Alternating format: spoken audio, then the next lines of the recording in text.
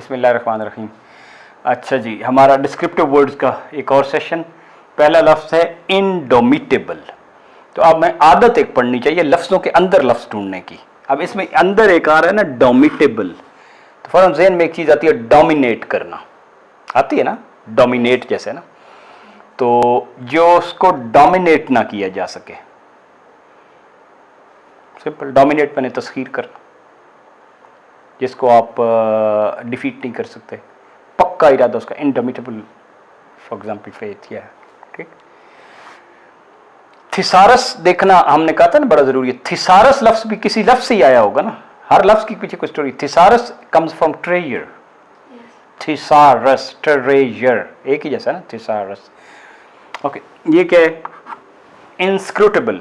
Scrutiny आपको पता है, जायजा लेना। उन्होंने मेरे पेपर्स की स्क्रूटनी कर ली है, इम्तिहान में कागजों की स्क्रूटनी कर ले। ये जरा इनकी स्क्रूटनी कर ले, इनमें कोई हो सकता है कोई ऐसी चीज हो। जब आप रिसर्च कर रहे होते हैं ना, तो आप चीजों की डिटेल में स्क्रूटनी कर रहे होते हैं, जायजा लेना, तहकीक से जायजा लेना। इनस्क्रूटेबल कि जिसका कोई समझ ना आ रही हो, ठीक है, which does not disclose itself, reveal ना करे, खुफिया रखे चीजें।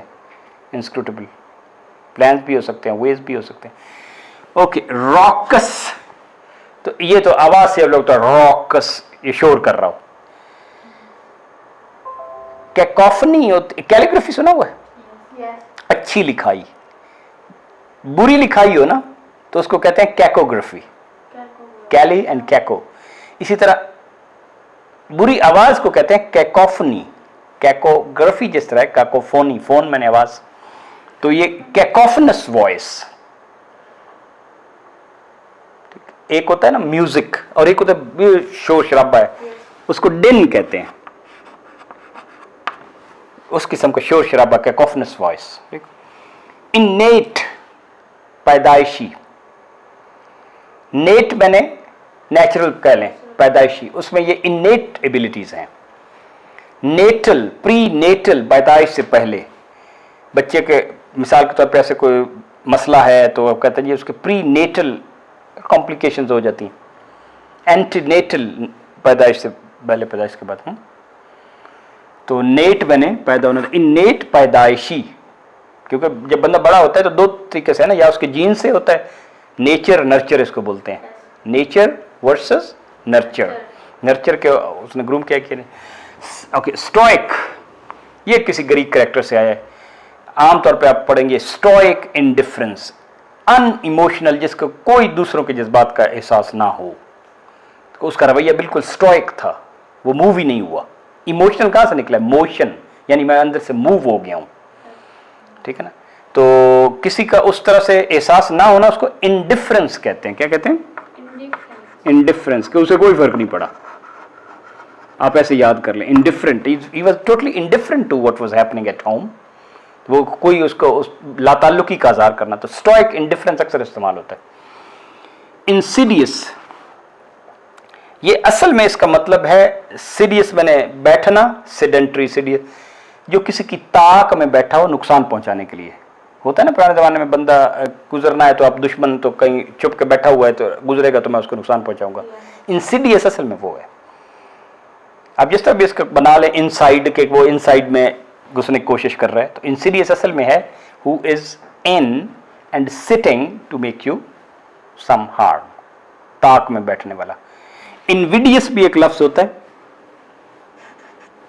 इनविडियस, ये भी इसी तरह नेगेटिव लफ्ज ही है, ठीक है, लेकिन विड ये जो है ना, ये एनवी से निकला है, एनवी वाला यानी हसद वाला।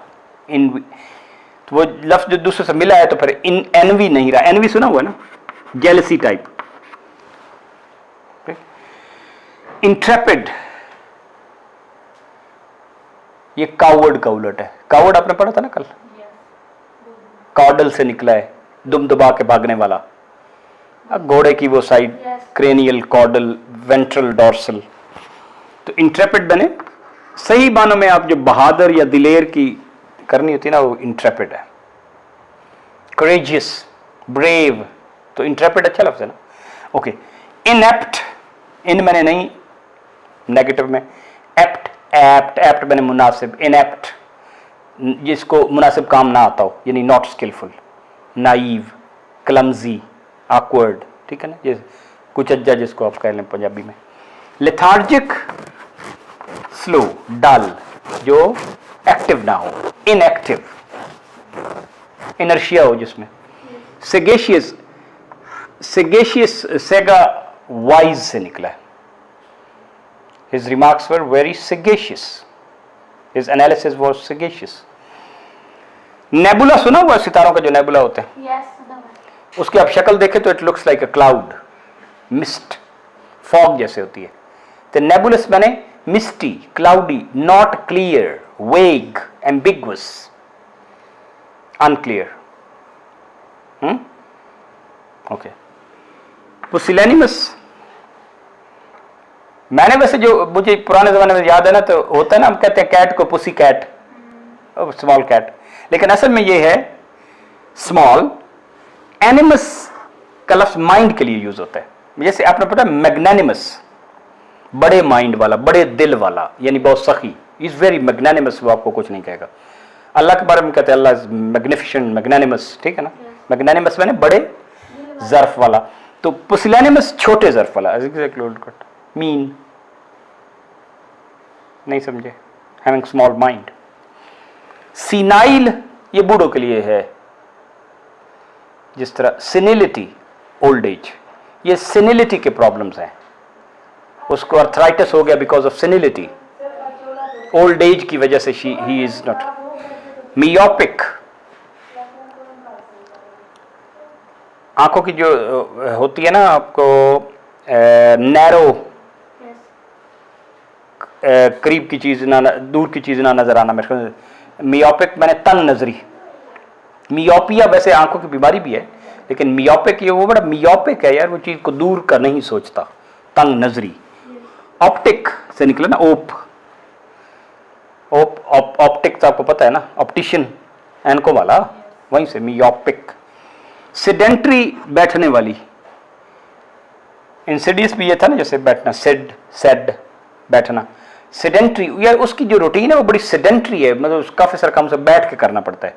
उस सिडेंट्री रूटीन की वजह से उसके मसल्स लेजी हो गए। अगर आपकी सिडेंट्री रूटीन है तो आपको एक्सरसाइज अदरवाइज भी करनी चाहिए, लेकिन सिडेंट्री रूटीन है तो फिर तो लाजमी करनी चाहिए, राइट।